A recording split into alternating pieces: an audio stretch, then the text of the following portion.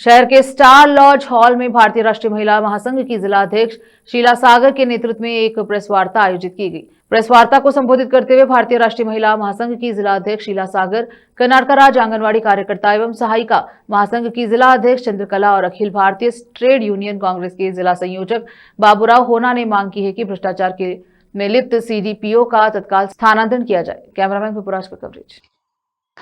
इंದು ವಿಶೇಷವಾಗಿ ಮಾಧ್ಯಮದ ಮುಖಾಂತರ ಮಾನ್ಯ ಮಹಿಳಾ ಮತ್ತು ಮಕ್ಕಳ ಕಲ್ಯಾಣ ಇಲಾಖೆಯ ಸಚಿವೆಯಾಗಿರ್ತಕ್ಕಂತಹ ಲಕ್ಷ್ಮಿ ಹೆಬ್ಬಾಳ್ಕರ್ ಅವರ ಸಮೀಪಕ್ಕೆ ಅಥವಾ ಅವರ ಒಂದು ಗಮನಕ್ಕೆ ತರಲಿಕ್ಕೆ ನಾನು ಇಷ್ಟಪಡುತ್ತೇನೆ। ನಮ್ಮ ಒಂದು ಬೀದರ್ ತಾಲೂಕಿನ ಶಿಶು ಅಭಿವೃದ್ಧಿ ಯೋಜನಾಧಿಕಾರಿಗಳಾಗಿರ್ತಕ್ಕಂತಹ ಶಾರದಾ ಕಲ್ಮಲ್ಕರ್ ಅವರು ಬಂದು ಸುಮಾರು ಇವಾಗ 3 ವರ್ಷ ಅವರಿಗೆ 3 ವರ್ಷ ಮುಗಿಯಿತು। ಈ 3 ವರ್ಷದಲ್ಲಿ ಅವರು ಮಾಡಿರ್ತಕ್ಕಂತಹ ಮಹಿಳೆಯರ ಮೇಲೆ ಯಾವ ರೀತಿ ಅವರ ದೌರ್ಜನ್ಯ, ಆಮೇಲೆ 2023-24 ಅಂಗನವಾಡಿ ಕಾರ್ಯಕರ್ತರು ಹಾಗೂ ಸಹಾಯಕಿಯರ ತಾಲೂಕಿನ ಸಿಡಿಪಿಒ ಬಗ್ಗೆ ಬಹಳಷ್ಟು ಆರೋಪಗಳು ಬಂದಿವೆ।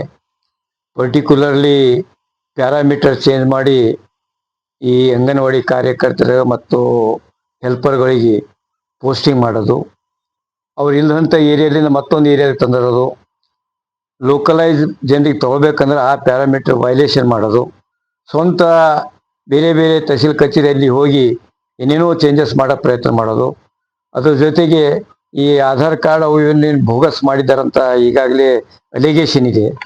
ಇದು ಅಲ್ಲದೆ ಮುಖ್ಯವಾಗಿ 2023 ಡಿಸೆಂಬರ್ ತಿಂಗಳ ಅಂಗನವಾಡಿ ಕಾರ್ಯಕರ್ತರು ಮತ್ತು ಸಹಾಯಕರು ಸುಮಾರು 400 ಜನರ ಬಗ್ಗೆ ನಾವು AITC ವತಿಯಿಂದ ಈ ಒಂದು ಅರ್ಜಿ CDPO ಕೊಟ್ಟಿದ್ದೆವು, ಈ ಪಗಾರ ಆಗಿಲ್ಲ ಅಂತೇಳಿ। ಅದು DC ಬ್ಯಾಂಕ್ ಅಕೌಂಟ್ ಅದೆಲ್ಲ ನೋಡಿ ಅಕೌಂಟ್ ಎಲ್ಲ ವೆರಿಫೈ ಮಾಡಿ ಕೊಟ್ಟಿದ್ದೆವು। ಅದಕ್ಕೆ CDPO ಅವರು ಆಲ್ರೆಡಿ ಒಂದು ರಿಪ್ಲೈನೂ ಕೊಟ್ಟಾರ, ಆ ರಿಪ್ಲೈ ಅಷ್ಟು ಸಮಂಜಸ ಇಲ್ಲ। ಈ ಮಧ್ಯದಲ್ಲಿ ಚೀಫ್ ಎಕ್ಸಿಕ್ಯೂಟಿವ್ ಆಫೀಸರ್ ಜಿಲ್ಲಾ ಪಂಚಾಯತ್ ಒಂದು ಅವರಿದ್ದಂಥ ಚೀಫ್ ಅಕೌಂಟ್ಸ್ ಆಫೀಸರ್ಗೆ ಅಪಾಯಿಂಟ್ ಮಾಡಿದರೆ ಇದ್ರ ಬಗ್ಗೆ ಎನ್ಕ್ವೈರಿ ಮಾಡ್ರಿ ಅಂತೇಳಿ। ಅಂಗನವಾಡಿ ಕಾರ್ಯಕರ್ತರು ಹಾಗೂ ಸಹಾಯಕರ ಫೆಡರೇಷನ್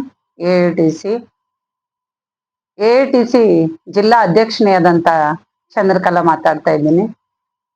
ಇವತ್ತು ನಮ್ಮ ಬೀದರ್ ಜಿಲ್ಲೆಯಲ್ಲಿ ಎಷ್ಟೆಲ್ಲ ಭ್ರಷ್ಟಾಚಾರ ನಡೀತಾ ಇದೆ ಅಂತ ಹೇಳಿ ಇವತ್ತು ನಮ್ಮ ಗೌರವ ಅಧ್ಯಕ್ಷರಾದಂತ ಶೀಲಾ ಸಾಗರ್ ಅವರು ಸ್ಪಷ್ಟನೆ ಕೊಟ್ಟಿದ್ದಾರೆ।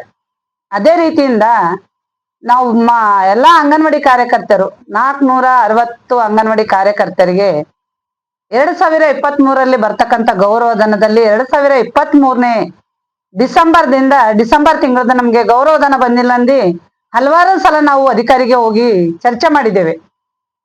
ಚರ್ಚೆ ಮಾಡಿದಾಗ ಅವರು ನಮ್ಗೆ ಉತ್ತರ ಕೊಟ್ಟಿದ್ದು, ಇಲ್ಲ ನಾ ಮಾಡಿದ್ದೀನಿ, ನಾ ನಿಮ್ ಪಗಾರ ತಿಂದಿದೆ ಏನು ಅಂತ ಈ ರೀತಿ ವರ್ತನೆಯಿಂದ ನಮಗ ಮಾತಾಡಿದ್ರು। ಹಲವಾರು ಸಲ ಕೇಳಿದೆವು, ನಾವು ನಮ್ಮ ಸಂಘಟನೆದವರಿಗೆ ಕೂಡ ತಿಳಿಸಿದ್ವಿ। ಇವಾಗ ಹಲವಾರು ಸಲ ನಾವು ಎಷ್ಟು ಸಲ